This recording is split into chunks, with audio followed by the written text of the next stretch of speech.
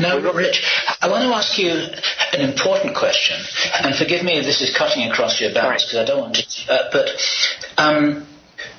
to put what you're saying in context here, as a start of your summary a few minutes back, you referred to a documented history of military confrontations that have been held at a high level of classification. But do you believe that this means that some of these visitors are not friendly? Or is this just a knee-jerk military response on our part, that they go firing at these things because they're frightened? Do you think that, for instance, Dr. Stephen Greer is correct when he says that all the visitors are friendly, without exception? Or do you think that there's something more complicated happening? I don't think that there's a proper basis for Dr. Greer, or really for anybody, to say that all of these extraterrestrial intelligences are benevolent. I mean, I've heard the logic. I've spoken with Stephen Greer from time to time about this, and I'm not persuaded. One of the things that he has said is, well, it's obvious because they would have taken over or destroyed us by now if they were truly hostile. I'm not persuaded by that logic. Now, that doesn't mean that they're all out to get us. But when you really look at the sum total of, the full abduction literature, the full literature of people who have had alleged encounters with these other beings, I can absolutely say for sure I would not want to leave my 2 children alone in a room with some of these creatures. All right? I have no hesitation in saying that.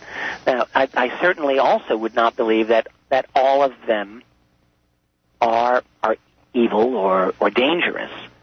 But I do think that some of them, think of it this way.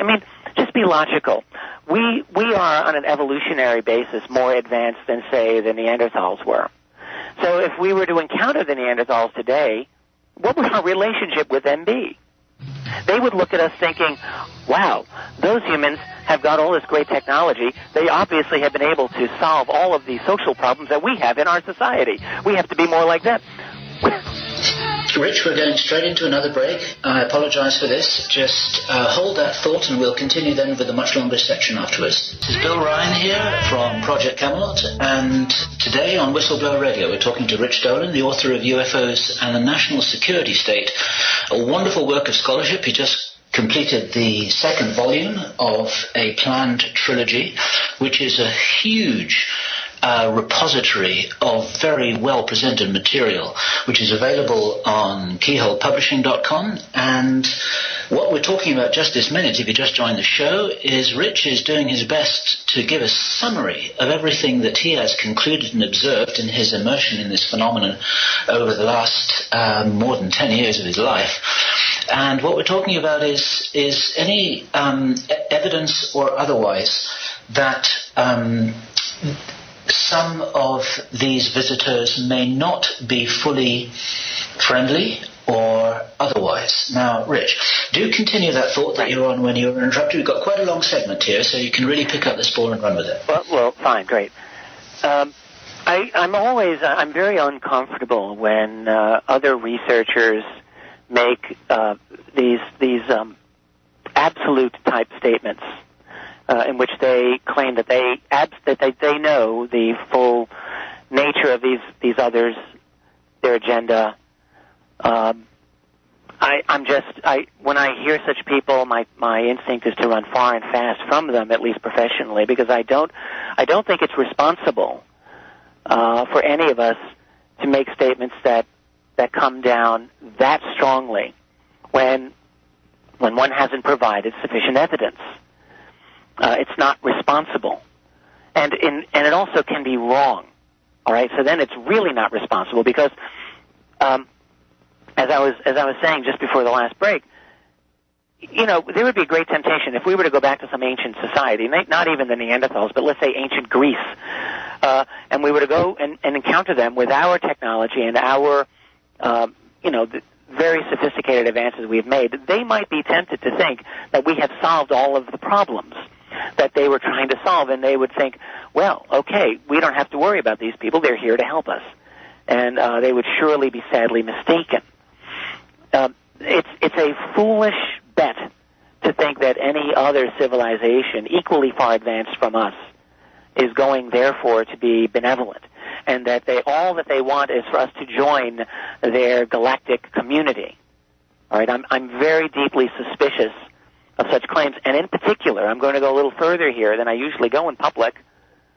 In particular, when I see how poorly most of these arguments are made. They're either made, literally by allegedly channeled sources, okay, which is utterly irresponsible to try to make in a serious public venue, and yet people do this.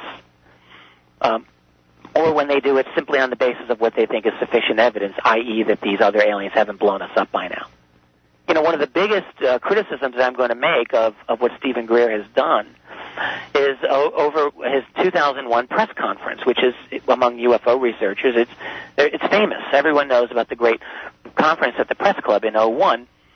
And in fact, let me just give Stephen Greer his credit, and he deserves a lot of it, by gathering together some really outstanding inside witnesses who were willing to talk on camera in front of the nationwide media about their knowledge of the UFO phenomenon from the inside point of view. That was incredibly important. And then truthfully, it was mangled.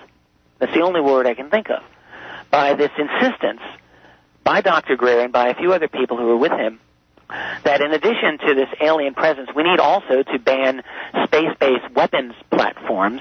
And the reason for that, according to Dr. Greer, was that these weapons are, in a sense, alienating the aliens, and their intention is peaceful.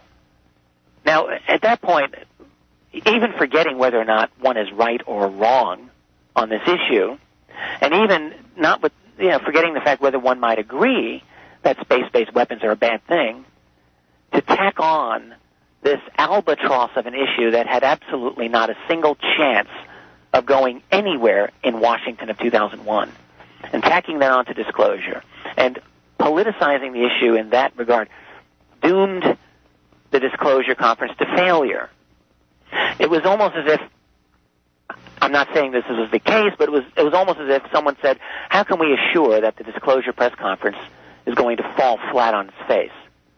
Well, let's put a bunch of, utopian political ideas in there, and it'll completely ruin it. And that was what happened. But anyway, I'm getting off track. Rich, yeah. Do you have any personal idea, and you may not want to answer this question, and if not, I'll understand why. Do you have any personal idea why that change in strategy, or that adaptation of his strategy, may have occurred? I spoke to one person who was fairly well connected with the disclosure press conference.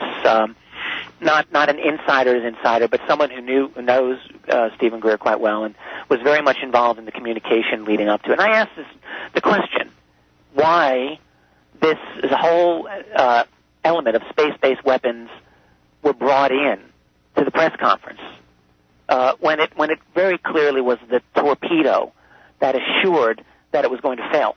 And the answer that I got was that, well, it was felt that the disclosure issue by itself wasn't sufficient to generate the press interest, and we needed something else. Now, is that true or not? Well, this is what I was told.